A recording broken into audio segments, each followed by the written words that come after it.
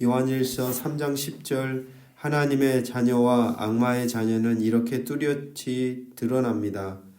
의로운 일을 실천하지 않는 자는 모두 하나님께 속한 사람이 아닙니다. 자기 형제를 사랑하지 않는 자도 그렇습니다. 아멘. 하나님의 선한 뜻을 행하며 오늘도 살아가기를 원합니다. 바로 내 곁에 선 이들을 마음과 뜻과 정성을 다해 사랑하기를 또한 원합니다.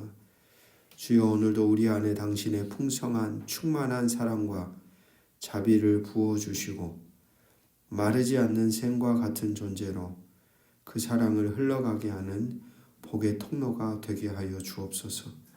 주 예수 그리스도 이름으로 기도합니다. 아멘. 오늘 우리에게 주시는 기록된 하나님 말씀 신명기 28장 58절에서 68절입니다. 오늘 읽은 본 단락은 축복과 저주라고 하는 28장 신명기 28장의 마지막 요약과 결론 부분입니다. 특별히 저주 선포이죠. 그래서 앞서 쏟아진 수많은 저주의 재앙들을 여기서 반복하면서 백성들에게 두려운 일이 일어나지 않도록 주의할 것을 당부합니다. 모세는 이제 책에 기록할 이 율법들을 어기면 그들에게 큰 재앙들이 연달아 발생하고 모든 질병이 들러붙을 것을 오늘 본문에서 이야기하고 있습니다. 젖과 꿀이 흐르는 땅은 어디일까요? 하나님이 말씀하신 가나안 땅이라는 장소입니다. 그러나 하지만 가나안 땅은 사실 엄밀하게 말하면 돌밭과 같은 아주 척박한 땅입니다. 토양이 농사에 불리한 석회암 지역이 많고 비가 오면 물을 가둬놓고 필요할 때 쓸 수 없는 땅입니다. 즉 젖과 꿀이 흐르는 땅이 가나안 땅이 될 수는 없습니다. 젖과 꿀이 흐른다는 건 가축들이 잘 자라고 과실이 넘치도록 생산되는 땅, 목축과 농사가 아주 잘 되는 땅이라는 표현을 담고 있죠. 하지만 그곳에는 돌밭에다가 강우량이 부족해서 물을 가두어 건기와 가뭄에 대처하기 어려운 땅인데 왜 젖과 꿀이 흐른다고 성경은 재차 선언하고 있을까라고 하는 질문이 생깁니다.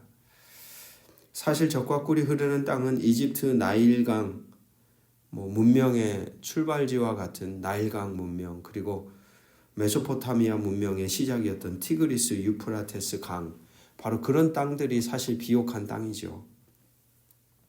그럼에도 불구하고 성경은 가나안 땅, 팔레스타인의 땅은 젖과 꿀이 흐르는 땅이라고 말하는 이유가 무엇일까요? 그 땅은 하나님의 은혜로 젖과 꿀이 흐르는 땅이 된다는 것을 말하고 있습니다. 우리 같이 한번 따라해 볼까요? 하나님의 은혜로, 하나님의 은혜로, 하나님의 은혜로 젖과 꿀이 흐르는 땅이 된다. 어떻게 그러면 그런 은혜를 누릴 수 있는가? 그동안 쭉 말씀한 거죠. 신명기 법전을 통해서 얘기했고 어제 그제 말씀 본문을 통해서 계속 얘기하는 핵심 키워드는 뭐냐면 하나님과의 관계 안에서 은혜를 경험한 너희들이 그 은혜에 대하여 순종으로 응답할 때, 그 은혜와 그 순종으로 응답할 때 그 땅이 곧 젖과 꿀이 흐르는 땅이 된다는 거죠. 즉 이 말을 다시 말씀 풀어보면 그 땅이 축복의 땅이 되기 위해서는 하나님과 이스라엘과의 맺어진 언약적 관계가 바르게 맺어져 있는 것을 의미합니다. 그 땅이 젖과 꿀이 그럴 때 흐르게 된다는 것이죠. 그래서 오늘 말씀도 반복해서 58절과 62절을 보시면 58절에 이렇게 기록합니다. 내가 만일 이 책에 기록한 이 율법의 모든 말씀을 지켜 행하지 아니하고, 하나님의 말씀을 지켜 행한다는 게 뭐냐? 바로 그 다음 단락 동의어의 반복이에요. 어떤 신명기 신학자는 이 신명기라고 하는 책을 시적인 운율로 보았습니다. 운율. 그러니까 한 행이 나오고 그 다음 행이 주고받고 계속 반복하는데 의미가 똑같은 걸 반복해서 풀어 쓴다는 거죠. 그러니까 이 58절도 보시면 아니하고까지가 하나의 한 행이에요. 그렇게 보면 내가 만일 이 책에 기록한 이 율법의 모든 말씀을 지켜 행하지 아니하고 그 다음에 똑같은 의미가 다시 다음에 반복이 되는데 뭐라고 합니까?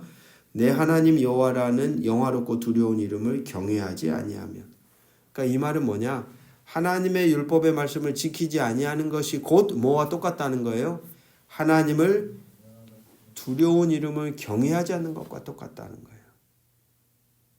그러니까 하나님의 말씀을 따라 살아가는 것이 곧 하나님을 뭐 하는 거예요?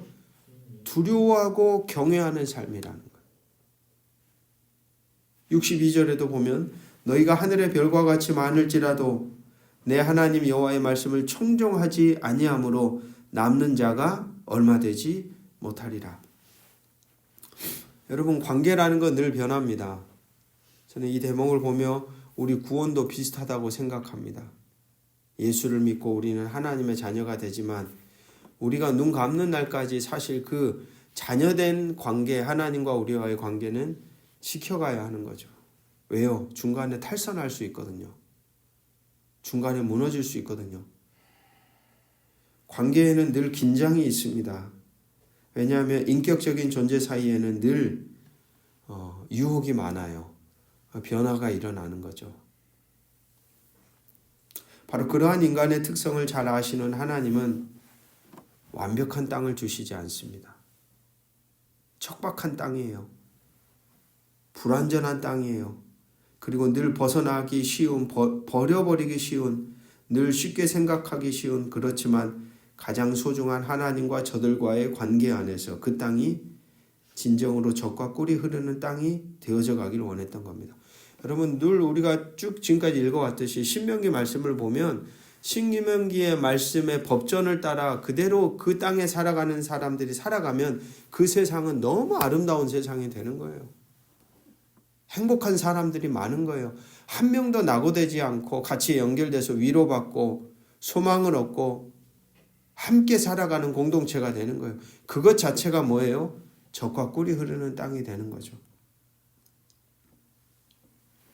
그렇기에 그 관계를 잘 지켜가기 위해 하나님 백성된 우리는 늘 항상 분별하며 선택하며 행동해야 합니다. 하나님과 나와의 관계에서 멀어지게 하는 유혹과 상황과 사람과 사건 속에서 하나님과 맺어진 관계를 더욱더 깊고 돈독하게 세워가는 것이 신앙생활의 핵심이라고 말할 수 있습니다. 오늘도 그래서 오늘 우리는 우리의 인생 속에 축복과 저주의 길목에 서 있는 것이죠. 내가 어떤 마음을 선택하느냐, 어떻게 행동하느냐를 선택하는 것 하나하나가 오늘 우리의 삶을 복되게 할 수도 있고 저주스러운 인생의 길로 일어나게 끌어갈 수도 있다는 겁니다. 그런 맥락에서 28장의 말씀의 핵심은 이스라엘에게 특정 행동의 결과를 경고하여 그 결과를 피하게 하는 것입니다. 여러분, 저주라는 것은 정해진 운명이 아닙니다. 이스라엘이 하나님의 은혜와 복을 거슬러 끈질기게 불순종하고 반역할 때 이런 결과들을 피할 수 없게 된다고 말하는 것이죠. 하나님은 이런 저주를 내리시는 분이 아니에요. 이런 일이 일어날 수도 있으니까 제발 너희들이 정신을 차리고 바르게 선택하며 살아가기를 원하시는 것이죠. 우리에게 말하려고 하는 메시지는 분명합니다. 그러니까 바르게 분별해서 선택해라. 너의 선택이 너의 인생을 만들어 간다는 것. 사랑하는 말씀의 동역자 여러분, 오늘 우리의 삶이 복되기를 원하십니까? 젖과 꿀이 흐르게 되기를 소망하십니까? 하나님을 두렵고 경외하는 마음으로 그분께서 매 순간 우리에게 깨닫게 하시고 살게 하시는 말씀의 뜻을 따라 순종하는 복된 관계를 오늘도 맺어 가십시오. 그 관계 안에 우리의 인생은 하늘로부터 부어지는 생수를 통하여 하늘로 부어지는 비를 통하여 이 땅 대지가 젖듯이 우리의 인생에도 그럴 때에 젖과 꿀이 흐르는 삶의 자리가 만들어져 갈 것입니다. 그런 일을 오늘도 저와 여러분이 경험하는 복된 하루가 되시기를 주의 이름으로 축복합니다. 기도하겠습니다. 아버지 하나님, 삶의 자리에는 늘 두 갈래의 갈림길이 있습니다. 오늘 하나님은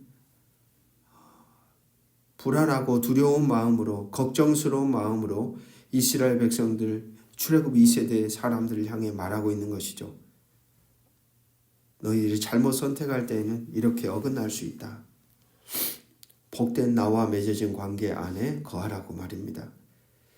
오늘도 하나님은 아들 그리스도 예수 안에서 우리와 언약적 관계를 맺어주셨습니다. 그 복된 관계를 오늘도 우리가 바르게 지켜가며 바르게 분별하여 선택하고 행동하며 하나님의 선한 뜻을 우리 안에 담아 살아가는 복된 자들로 살게 하시고 그로 인해 내 인생에 적과 꿀이 흐르고 내가 발딛고 살아가는 삶의 자리 나와 연결된 사람들에게까지도 하늘의 복이 임하는 복의 통로로 우리의 삶을 사용하여 주시옵소서. 주 예수 그리스도 이름으로 간절히 기도합니다. 아멘.